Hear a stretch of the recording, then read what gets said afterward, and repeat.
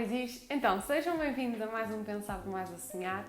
Eu sei que já não trazia há algum tempo e que não pude dar continuidade a esta rúbrica na altura, mas foi porque, lá está, foi aquilo que eu vos expliquei. A recorrência dos vídeos na altura do verão é sempre um bocadinho complicada para mim, porque gosto de ser um bocadinho desorganizada de propósito, para ter aquela sensação que estou de férias.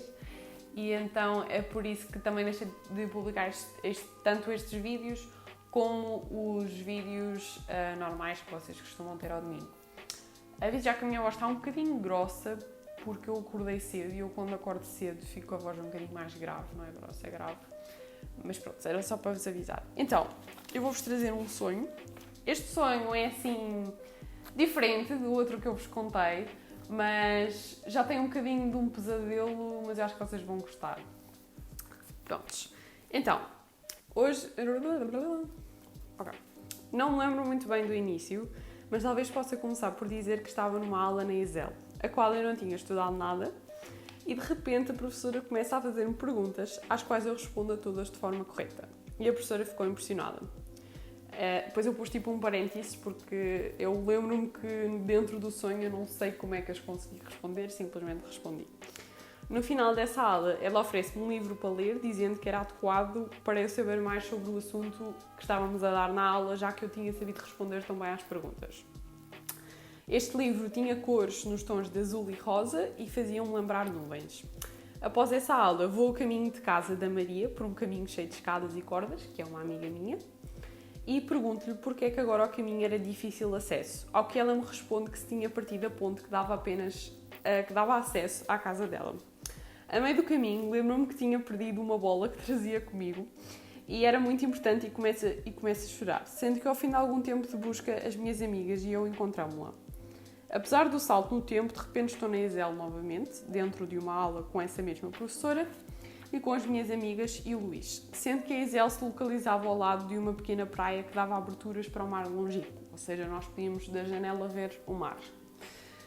Estamos todas a fazer os trabalhos da aula, enquanto o Luís vai olhando para mim e ao mesmo tempo sinto que está no mundo dele. De repente vou à casa de banho, saindo da sala de aula, observando que na praia estava um caminhão cheio de terra ao lado do mar, apoiado na pedra. Quando chego à casa de banho, reparo que estas são com cortinados e ao ar livre, e enquanto me baixo para fazer necessidades, entra um monte de raparigas lá para dentro e dizem que estão na fila. Começo a discutir com elas, porque aquela era a minha casa de banho, e de repente o cortinado levanta-se e deparo-me com um monte de pessoas a olhar e a rir para mim e para outra rapariga ao meu lado que estávamos meias nuas. Após sair desta situação, estou novamente a caminhar para a sala quando as minhas amigas me vêm dizer que o Luís desapareceu. Olho para a praia, pela janela da sala de aula, e vejo que ele está sentado à beira-mar, quando de repente o caminhão que outrora tinha visto cai para o lado, deixando cair toda a terra que tinha dentro de si, para o lado esquerdo, ou seja, a praia e o mar, onde acabo por perder o Luís de vista. Começo a chorar de preocupação, mais a Rafaela, uma outra amiga minha, porque não sabíamos onde ele estava. Penso que ele se possa ter dirigido ao comboio, esperando por mim, mas quando lá vou ver, ele não está lá, nem a ter do telemóvel. Por fim, o sonho muda a perspectiva para o Luís, no qual ele está no meio do mar, a olhar para a praia de longe, em cima de uma trotinete. E, de repente, lembra-se que a trotinete elétrica podia ficar sem bateria, o que acaba por acontecer, sendo no final do sonho o Luís a cair para dentro do mar e afogar-se. Eu sei, este sonho é mega intenso, eu não sei bem o que é que se passou nesta cabeça, mas pronto. Este sonho aconteceu durante a quarentena e eu não sei se vos cheguei a explicar ou não o porquê de eu vos contar os sonhos assim com um atraso de semanas e até meses, mas é porque eu gosto de ter a oportunidade de ter tempo para preparar o vídeo, ou seja, eu nem sempre consigo lembrar-me do sonho ou lembro-me de partes muito soltas, porque depois acabam por não vos fazer sentido e então eu gosto de me dar tempo a mim mesma para poder escrevê-lo e poder preparar e ter tempo a fazer as coisas como deve ser. Prontos, passando essa explicação, este sonho é assim um bocadinho, como é que eu ia dizer? Tem aqui umas partes já mais um bocadinho pessoais para mim, mas lá está, como eu mudo os nomes das personagens e também acabo por não dar tanto essa parte, mas achei engraçado vir ao de cima, aliás, no início do sonho, aquela parte da professora e de eu conseguir responder às questões todas, o que me fez lembrar e não sei se tem a ver com isso ou não, foi às vezes a capacidade de adaptação que eu tenho um bocadinho a situações de stress, ou seja, não é sempre, mas eu muitas vezes, quando estou sobre situações de alto stress, lido com as coisas de uma forma calma, ou seja, não estou calma por dentro, mas transpareço calma e as pessoas várias vezes me dizem isso e isso para mim é uma coisa que me agrada muito porque é uma coisa que eu sempre gostava de, imaginem, sempre quis fazer e não sabia que tinha essa capacidade e pelos vistos consigo e é verdade, sei lá, imaginem, por exemplo, agora não estou a lembrar de um exemplo específico, mas se acontece qualquer coisa, ou tenho uma amiga minha que está triste, ou está nervosa, ou outra coisa mais grave, eu normalmente tenho tendência para como é que é dizer? Para ficar calma e para não transparecer stress para a pessoa, porque sei que se eu estiver estressada, a pessoa que está ao meu lado ainda vai ficar mais estressada e eu não gosto disso. Então costumo transparecer calma e costumo estar a falar na boa e até rio-me e tudo, mesmo que a pessoa esteja tipo, a chorar, que é para a própria pessoa ficar melhor, percebem? Mas depois tem outras situações muito engraçadas que eu não consigo reagir. Por exemplo, eu não sei se vos cheguei a contar esta história, mas eu estava no Sudoeste, pronto, com os meus amigos o ano passado, porque queria ir este ano, não é? E não deu, né? Covid. E nós no primeiro dia que chegámos lá, tipo, tivemos a arrumar as coisas, montar tendas, etc. E depois uma amiga minha estava a cozinhar e do nada foi ajudar tipo, a acabar a fazer uma cena dentro da tenda. E deixou o pano em cima do tacho e o tacho começou a arder. O pano começou a arder. Só que eu e mais tipo, outras pessoas que estavam connosco ficámos assim a olhar. E só as únicas pessoas que tiveram reação, daquilo que eu me recordo, foi, pronto, essa minha amiga, que é a Cat, e foi, acho que não tenho certeza se foi o Ciabra ou se foi o Pedro, pronto, que foram outras pessoas que estavam connosco. E de resto eu fiquei tipo a olhar para aquilo, do tipo, olha, um pano a arder. Então, pronto, estou a ver, tipo, há vezes que eu consigo lidar com o stress, há outras vezes que eu fico tipo, espera, o que é que está a acontecer? E o meu cérebro bloqueia. Então acho engraçado isso ter transparecido um bocadinho para aqui, porque foi um bocadinho aquilo que também acabou por acontecer durante a quarentena, que é, eu estava sobre um grande stress, porque para mim foi um grande stress ter que estar em casa, eu não sou uma pessoa de estar em casa. Eu estou em casa, tipo, por exemplo, hoje até estou num dia de estar em casa, mas amanhã, se for preciso, já estou tipo a vadiar, percebem? Eu não gosto. Então para mim isso foi um grande stress, mas tentava de alguma forma, que acabou por não ser muito sucedido, não trazer isso para as pessoas à minha volta, mas pronto, acho engraçado isso ter transparecido. Outra parte engraçada foi a parte daquela, pronto, quando ia para casa da tal minha amiga, a Maria, e toda aquela parte da ponte fez-me lembrar um bocadinho um filme de Terabithia, agora não lembro do nome, À Procura de Terabithia, uma coisa assim. Vocês de certeza conhecem o filme é super bom.